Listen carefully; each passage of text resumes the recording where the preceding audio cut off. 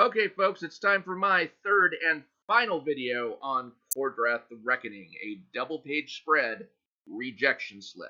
Now, Kor-Drath the Reckoning is, of course, the brainchild of Comicsgate king Andy Smith, and his campaign for Kor-Drath the Awakening, which is the sequel to Kor-Drath the Reckoning, does not seem to be doing all that well. Now, I'm not exactly sure whether or not I can say that the campaign is floundering at this point because it's only been open for like 2 days and he's got 366 backers, about $30,000. The reason that I have cause for concern, however, is that by the end of his last campaign, he had about $70,000 and topped off close to $105,000. I don't know if the Yaira progression has any bearing on anybody else's campaigns. These things have a tendency to level off pretty damn quick, and they don't really pick up again afterwards. Now, this one, I guess, had a steady growth over the course of the year that the campaign was open, and managed to accumulate 105,000 on the speculation that it was going to be a good book. But what explains the drop in enthusiasm that I seem to see? I mean, I would have thought that had Kor-Drath the Reckoning gotten, rave reviews from people, then necessarily you would have seen a lot of the backers go in right at the beginning. But I don't feel like we're seeing that. And I had to wonder, is it something I said? And I don't think it is. I mean, even though my first video, You Cannot Escape, was a reference to the fact that you cannot escape the need for an editor for your books, I still gave it a fairly positive review at the end.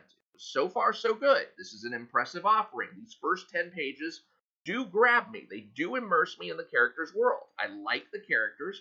I want to get them to know the characters better. This is a good setup for the book, and I'm looking forward to seeing what happens next. That's a fairly positive review. Now, my next video was a little more critical. I called it Clunky Interludes, and I concluded by saying, this is not a bad book at all. I'm still enjoying the book, but it is getting to the point where I'm starting to find it tiresome having to deal with the clunkiness of it. I'd really like to see some editorial talent brought to bear on these books so that the clunkiness that exists within them is smoothed out before they go to print.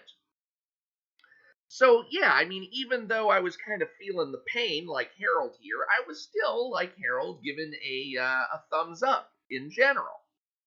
Well, now I've come across these 2 pages, this double-page spread, which introduces the next scene of Kor-Drath the Reckoning, and after reading this, I am about here with the book. Let me explain why. First, there's pitiful setup to this scene. We don't actually know who it is who's fighting whom. Now we do understand from the tattoos that this is some red lions and some anacondas, and the anacondas happen to be undead.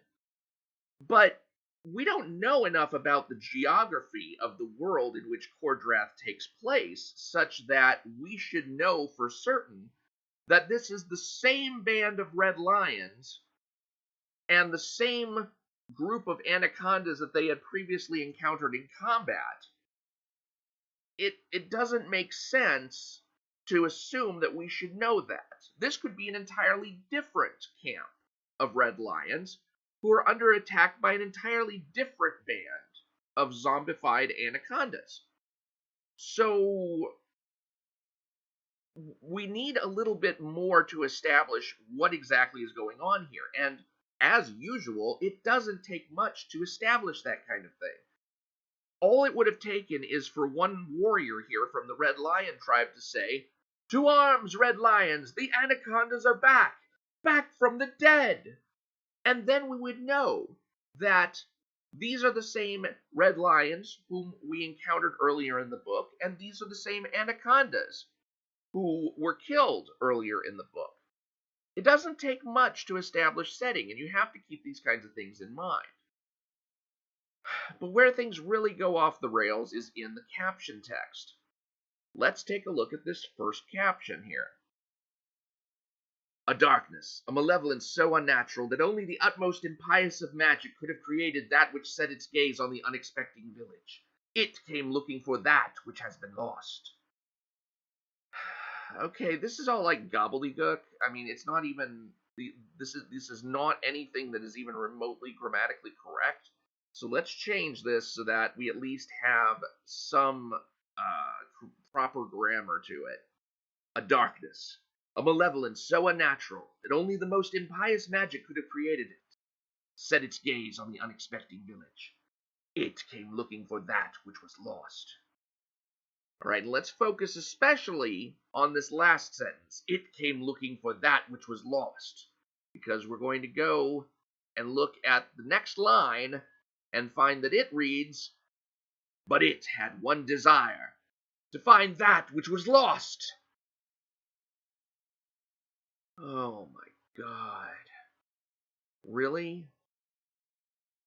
You actually rewrote a line of your script, and then in the final product that you sent to the customers, you have both versions of that line.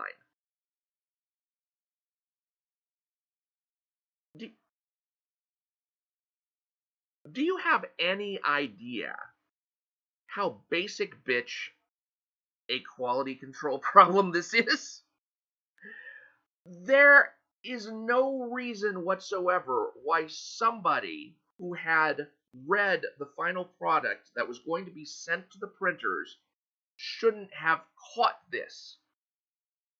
Someone should have caught this. Someone should have looked at what's on the page and said, oh my God, I actually have two versions of the same line. I need to change that before this goes to print. I can't send this to the customer like this. This is ridiculous. This is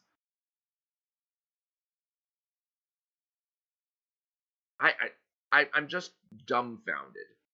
And I'm dumbfounded by it because if anybody had reviewed the final files that were going to the printer, anybody could have picked this up.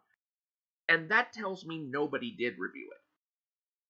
They rolled the dice and said, I bet it's perfect, and sent it to the printer.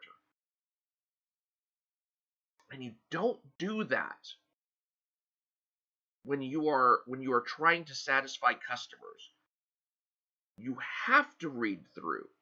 You have to give a review to your book before you send it out and make sure that everything makes sense and that everything is as error-free as possible. And this is one huge glaring error that just says, yeah, whatever, we shipped it, we don't care.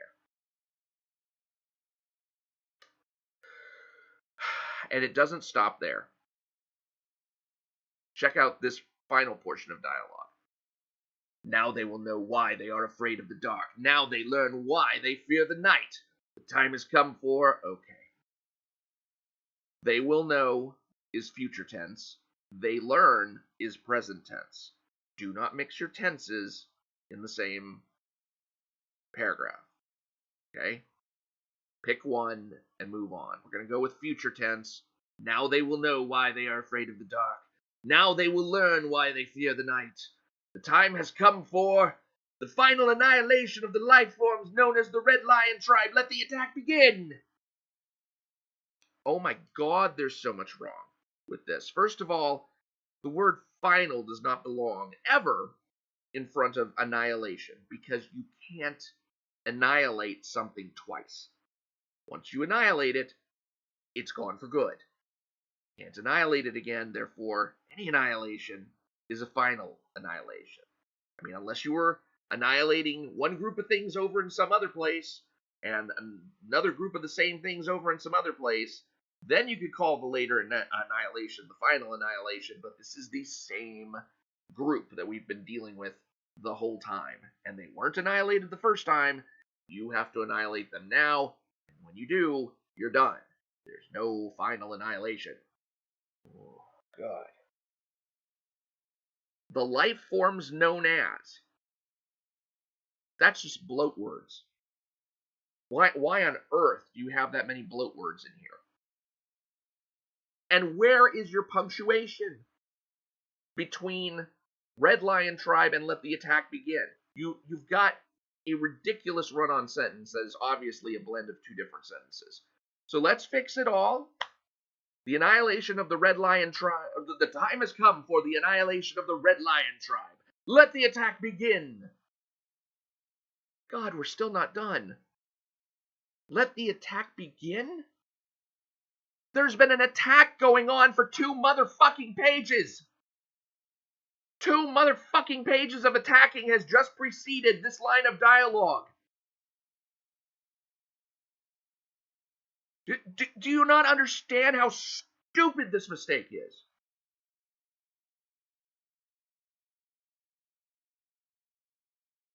And this is the point at which I'm just fucking tossing the book into the shredder. I don't care anymore.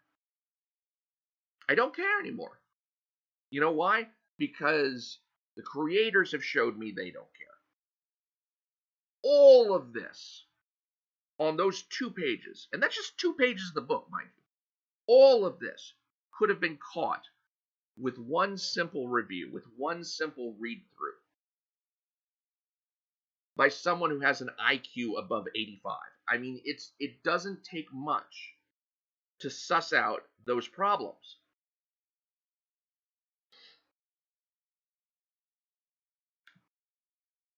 Honest to God, I know why Andy Smith is only racking up $30,000 for Kor-Drath so far. It's because Kor-Drath The Reckoning was a shit book. It's got quality control down in the goddamn basement. And why is anybody going to buy the sequel to a book like that? I mean, I'm surprised the 366 backers are buying it. Good God. And you know, I don't know if Andy Smith specifically has harped upon the whole, my 3D assets thing in ISOM number 1 and ISOM number 2, but let me tell you something. You could have put everything on this page. You could have drawn everything on this page with 3D assets, and I would not have cared. What I care about is that you don't make these basic bitch quality mistakes, and you let that through to the customer as if the customer doesn't mean a fucking thing to you. Because the customer has to read this shit. The customer has to endure this shit. And it's not fair to the customer, and it does not show respect to the customer that you couldn't even be bothered to read through your own comic and find this stuff, which was right there in front of you to be found. I just have no fucking time for this book from this point forward. So that's it for me. I mean, I'm done. I will continue reading the book. Well, I have continued reading the book. I read the book all the way through to the end. Yes, it is shot through of other errors, but there's just no point in pointing them out because I don't believe that the creators care enough about the quality to take their own books seriously, especially when I found this out. Those 2 portions of dialogue that I took to task. You know what this actually is? These are movie quotes. These are movie quotes from Conan the Barbarian and Battlestar Galactica that have been a little bit retooled for Kor-Drath The Reckoning. Really? You don't have time to write original fucking dialogue for your own comic book. And not only that, but some of this stuff is like ripped off. Some of the movie quotes are ripped off whole cloth to the point where they actually named a character after a character in the movie Crawl and quoted his dialogue verbatim. I'm like, are you not setting yourself up for like a copyright infringement thing here? Because it's one thing to, quote a character from another movie. It's another thing to call your character what that character in the source material is called, and then swipe dialogue directly from the source into your own book. I mean, hopefully this will go under the radar of whoever owns the rights to Crawl, because I would not. God Almighty! Considering what a freaking travesty of low quality this book is, I would not be surprised, or I would be vindictive enough to pursue to pursue some money out of you for that. But my God, no wonder it says the final annihilation of the life forms when you're talking about like robots versus humans. But this is goddamn fantasy literature, dude. You can't. This doesn't fit. You're just screwing the customer. You're screwing the customer way worse than any 3D assets ever screwed Rippaverse customers. This is bullshit right here. So, Kor-Drath, The Reckoning, double page spread, rejection slip. I'm out. I'm out. I don't even know what I'm gonna do with the. I guess I'm gonna try selling what I got on eBay, because I really wanted to like this book. You know, I really did, because this is actually the first Comicsgate work that I have reviewed outside of Ethan Van Sciver's. And so I was really looking forward to this. I was really hoping that this was going to be something of high quality. I had no idea that this was going to be one of the worst offerings that I've reviewed so far. I mean, there's things that I still like about it, you know. I mean, there's little cutesy poo kind of things where I look at it and I say, oh well, that was kind of a clever twist, and oh well, you know, that is a tender moment, or you know, there's little things through there. But the fact that this thing is like shot through with like a dozen or more movie quotes that have been pilfered to provide actual dialogue for this book, and the fact that the quality control is so low that you can just tell nobody edited this book.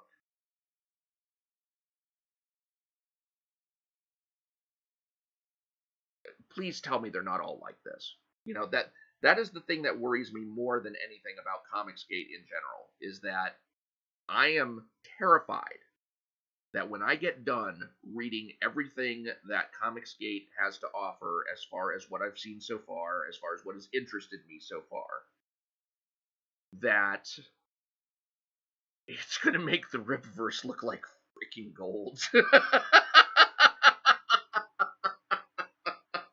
Now, really, nothing's going to do that, because I saw number 2 was such a shit show that, you know, there's no possibility that I can't see anything Comicsgate does as being that horrible.